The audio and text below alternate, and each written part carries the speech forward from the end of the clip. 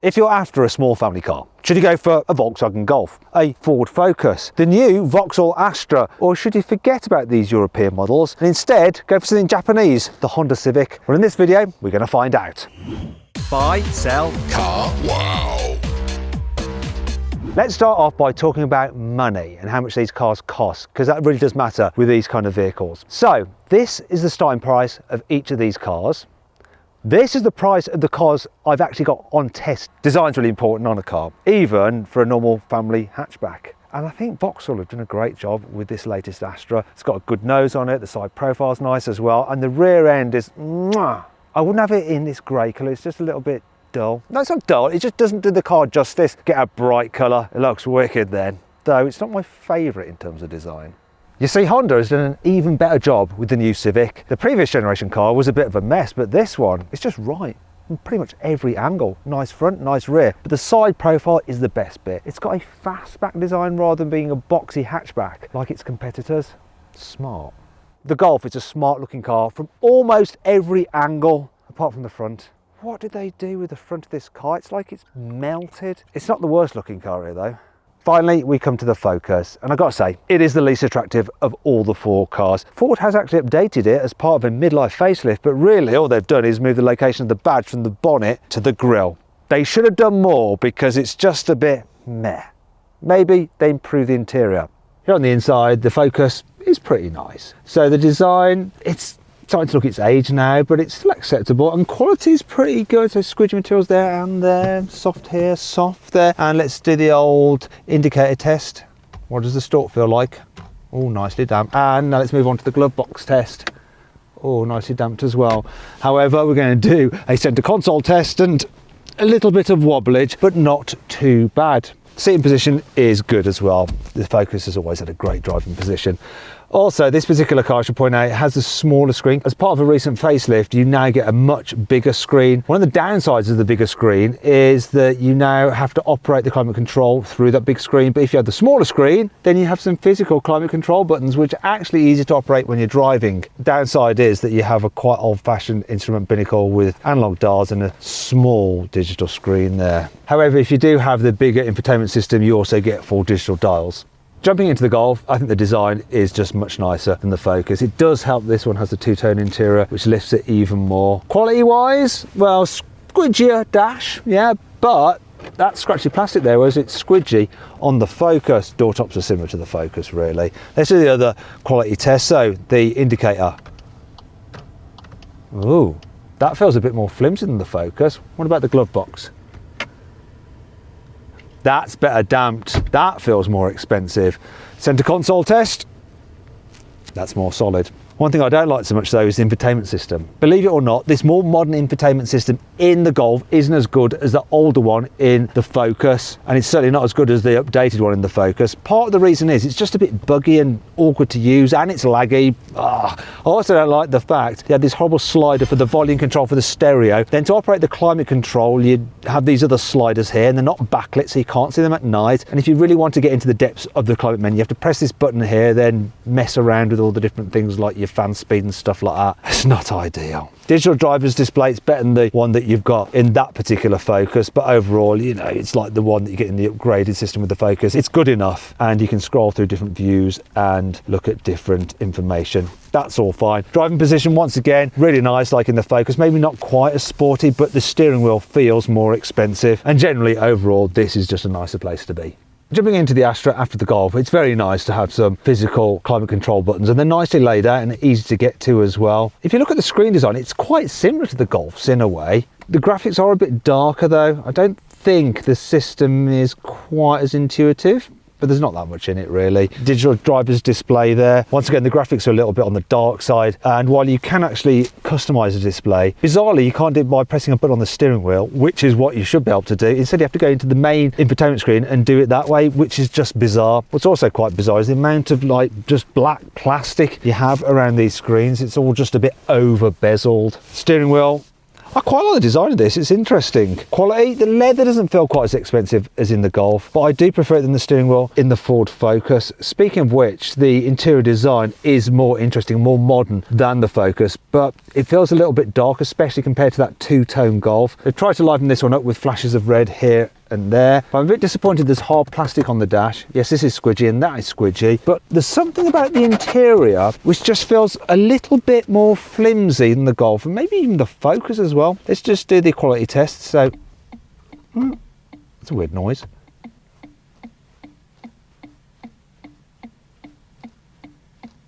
Enough of that. That's quite nicely damped. This isn't so, shut up. This isn't so good though, look. That has like a two-stage drop down, doesn't it? Driving position, that's fine. Do you know what? I like the interior more than the Focuses, but I do prefer the Golfs. When you compare the Honda Civic's interior to the other three cars, it just seems like a bigger vehicle. I don't know whether it's the design of the dash, the way you've just got like this straight strip there like that. Just somehow seems wider, more spacious. Now let's do the quality test. So center console wobble test. That's solid as a rock. How about the indicator? Oh, that's quite firm. I think the spring back is a little bit too abrupt. Makes it sound a bit flimsy, even though it's not. Shame. Let's move on to the glove box. Is it damped? Oh my gosh, look at that. That is so well damped. In fact, it's moving at the pace of tectonic plates. It's so slow. Come on. Come on. Come on. Getting bored now. There, that's it. Finally open. Anyway, infotainment system. The screen is nice and clear. It responds quickly as well. The layout's easy to use. Got Apple CarPlay and Android Auto, but you have in all the other vehicles. You've got some quick menu buttons there and then some ones along the bottom, although they're integrated in the touchscreen. Best thing is this though, look, climate controls. So easy and clear and simple to use, which is handy when you're driving. I also quite like the digital driver's display. It's not the brightest, granted, but it's clear. It gives you all the information you need and you can quickly scroll through all the different functions like that using these buttons here, and it's so easy to do. As for the driving position, well, do you know what? I think this is the best overall. I think they've got it nailed in this car. Do you know what? It feels like a much more grown-up interior than the Astra, which is a bit toy-like, and it's more usable than the Golfs. Who thought I'd ever say that? The Honda Civic's interior is more usable than a Volkswagen Golf's. That's supposed to be the standard setter, and while I do like the design of the Golfs, I think this is a better interior to use. The Honda is really impressive here in the back as well. So knee room is extremely good. There's a decent amount of foot space as well, and you can stretch out underneath the seat in front. The seat backs are quite reclined, so it's comfy. I find headroom okay, but it is a bit tight. People over 6 foot might find that sloping roofline a bit annoying. They're gonna have to slouch, but there is enough knee room to be able to do that. Also, you've got lots of under thigh support because the seat base is nice and big and it's very cushioning. If you need to carry 3 people in the back at once, the car's body is quite wide, so there's a decent amount of shoulder space. The problem is that sloping roofline again. So people on the outer seats get pushed to the side and it does slope in a bit there, so it's not the comfiest. When it comes to fitting a baby seat, I really like the fact that the ISOFIX anchor points are really easy to get to. Look at that. And because there's lots of room in the back, it's easy to fit a big bulky rear facing seat. You don't have to move the front passenger chair forward at all. Yes, this is a very nice car to travel in the back of. Oh my gosh, the back of this Astra feels way more cramped than that Honda Civic. There are 2 things that I find particularly annoying. So the seat backs are quite upright. Also, foot space is very cramped. Look, there's not much room for my feet, and you can't really slide your feet into the chair in front if it's low down like this. I mean, knee room isn't particularly bad, and headroom's better than the Honda, but it just somehow feels more cramped. If you need to carry 3 in the back at once, it's wide enough, but once again, foot space is an issue if you've got like 3 pairs of feet. I was going to say 6 pairs of feet, but forgot about the anatomy of human beings. Anyway, the ISOFIX anchor points are a bit awkward to get at. You have to unzip this bit and then stab around in there to try and locate them, which is annoying if you're moving your seat from car to car. Also, there's not quite as much space in the back here for a big bulky rear facing seat as there is in the Honda. I'd rather travel in the back of the Honda, without a doubt. Here in the back of the Golf, it's definitely better than the Astra. So knee room's about the same, headroom, that's similar. However, the seat backs don't feel quite so upright and there's a bit more foot space. Bigger than the Astras, not as good as the Civics though. Also, the quality back here is not a patch on the old Volkswagen Golf. Like, while the design is nice, look at that. I'm sure the previous generation car, you wouldn't have had that. little bit sloppy. When it comes to 3 in the back, it's all right. The body is very, very boxy, so everyone does have enough headroom and just about enough shoulder space, and the middle seat is sort of comfortable. As for fitting a baby seat, Isofix anchor point's very easy to get to, really, really good there, and the doors open wide enough and there's enough space to fit a bulky rear-facing seat. Better than the Astra for that, but not as good as the Honda Civic. I think a theme is emerging here.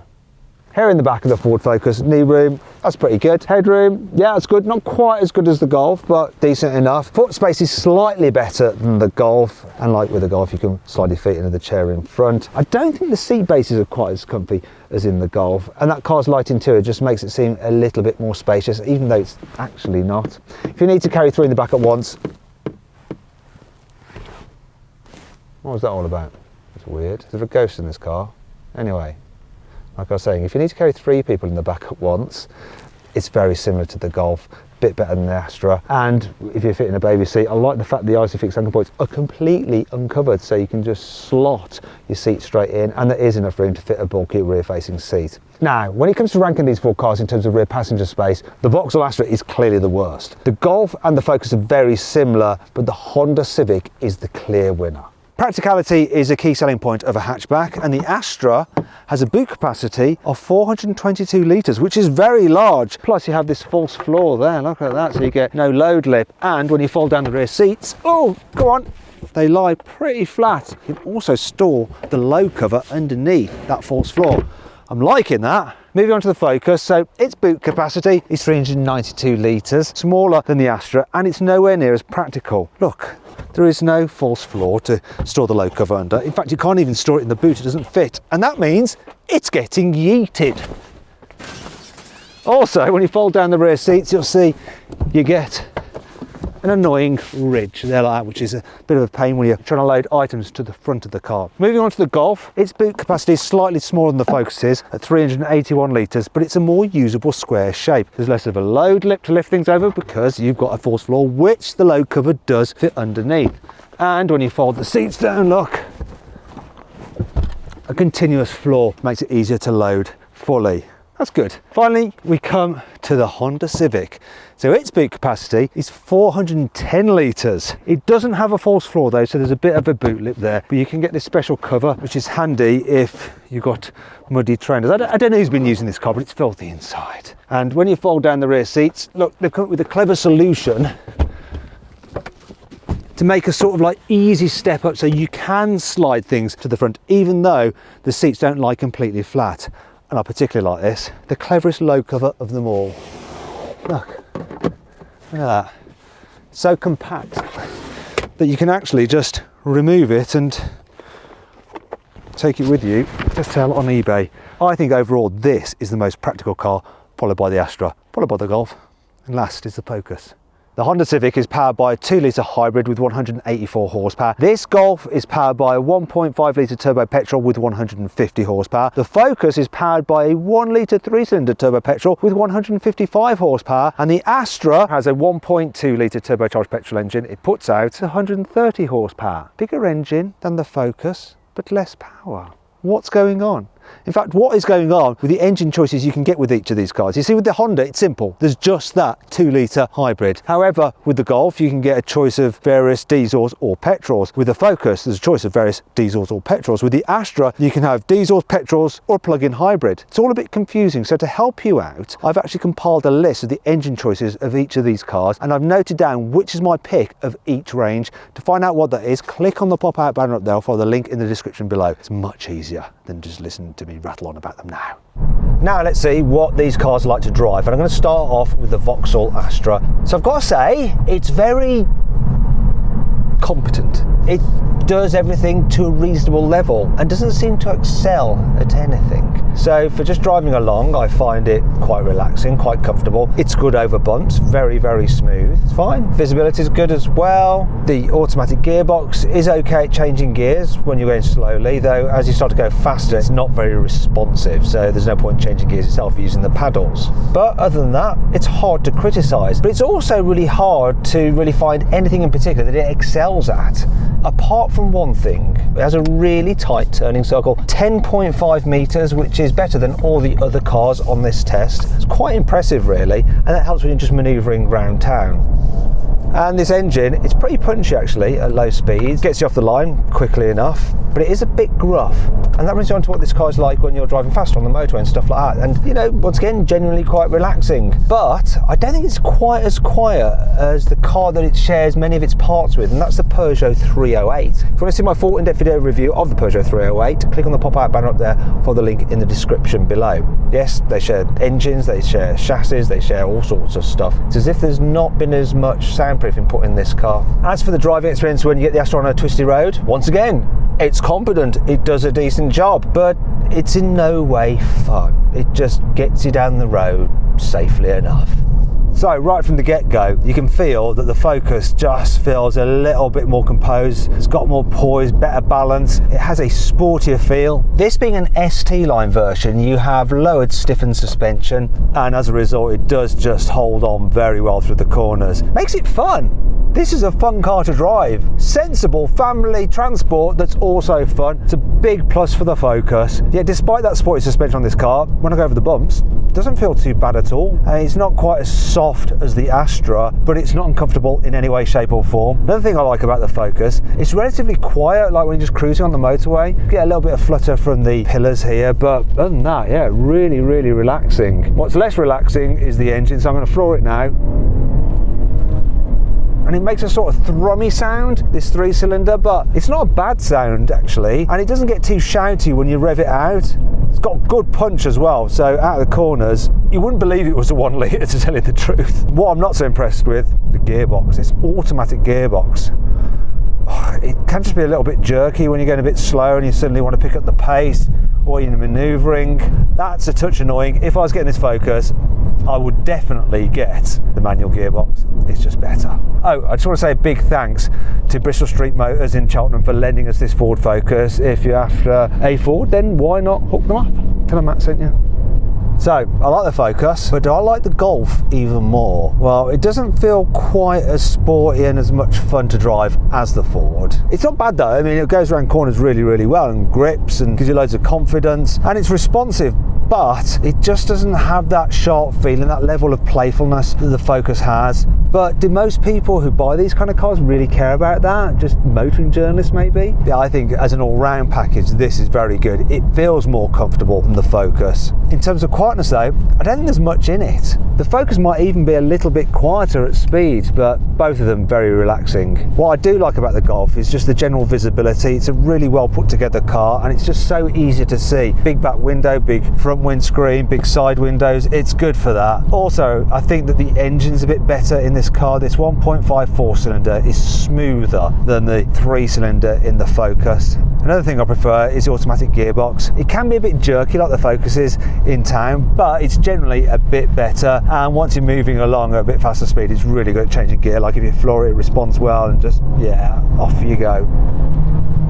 There is one thing that you need to know about the Volkswagen Golf though, and that's that lower power models, those with less than 150 horsepower, have a less sophisticated rear suspension system. I don't think those are quite so comfy over bumps as the Ford Focus. This one does have the fully independent rear suspension, and so it feels nice and balanced and composed, even when you're cornering and go over a bump. Yeah, it's good. But is the Civic even better? Finally then we come to the Civic, and it is the most unique of the cars to drive because of how its hybrid system works, and of course you can only get a hybrid. So a lot of the time when you're just mooching around town, it's quiet because you're just running electric power, and then the petrol engine will chime in to provide some power that goes into the battery that then drives the motor, which drives the wheels. So you hardly ever actually use the petrol motor driving the wheels. They do sometimes, but only at higher speeds or when you really put your foot down. Most of the time the petrol engine is acting as a generator for electricity for the motor and the batteries. All of it confusing, especially as it has a CVT automatic gearbox which doesn't have gears, but somehow they've made it feel like it does have gears, so it like changes gear. Oh, that was the auto emergency braking there. Thought I was going to accelerate into the car that's filming me in front. I knew it was there. Do you know what? Round town, this is such a joy to drive. One thing where it's not quite so good as the other cars is the turning circle. It's a little bit longer, so it's over 11 metres. So going around that many roundabout, especially not as easy as in the Vauxhall Astra. But the pickup from this car, because of the instant response of the electric motor, is really good for just getting you away from junctions. One thing I should point out is that these pedal shifters, you see, they're not for changing gear, they're actually for increasing the amount of regen braking you get. Also, the visibility is good, huge door mirrors, and the suspension is brilliant over bumps. It's nice and comfortable. Really impressed with it. Another thing that I'm really impressed with is the way this thing goes around corners and handles on a twisty road. It's just so well balanced, so poised. It's fast, it's flowing. The Focus has slightly more responsive steering, but I prefer the actual feel of the steering in this Honda. I also prefer the balance of it. I think it's a fine handling car, and it is good fun on a twisty road. And then on a motorway, yeah, look, it picks up speed really nicely. And the noise that you get from the engine, did you hear it changing gears even though it's not changing gears? It's not intrusive, it's fine, it's just like, it's working hard, it's got some power, but then it settles down when you're coasting at 70 and it's a comfortable, quiet car to travel in. I think this is the best all-round car to drive. It pretty much takes all the best bits of the other cars and just amalgamates them into one package. Well, apart from that turning circle, it doesn't do so well there, but we'll let it off.